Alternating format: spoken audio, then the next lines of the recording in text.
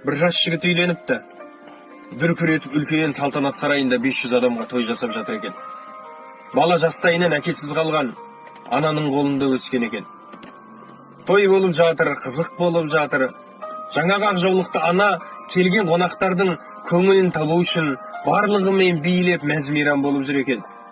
Билеп жүргенін көрген келін жарының құлағына сыбырлап жатыр дейді. Ана, шешең айтшы, билей бермесін, ыржаң-тұржаң деп жүре бермесін, шетте тұрсын. Позор қылды ғой деп. Сонда бала жарының жүзіне жымия күліп ортаға шығып кетіпті. Қолына асабадан микрофонды алып, анам кімге керек деп айтыпты дауыстап. Ағайындардың ешқайсысы түсінбейді аң-таң. Тағы бір рет, анам кімге керек деп айтыпты. Ешқайсысы үндемейді. 9 ай 10 күн тар құрсағында көтерген ананы бала жарына айырбастап жатыр ма деп түсінбей қалыпты. 3-ші рет тұрып, анам кімге керек деп тағы бір рет айтыпты. Ешкім мүлде үндемейді. Сонда жаңағы жас жігіт жымия күліп қарап, анам маған керек, маған керек.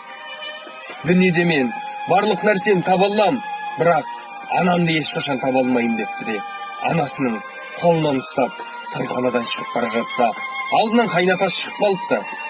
Ай, күйеу бала не болды депті.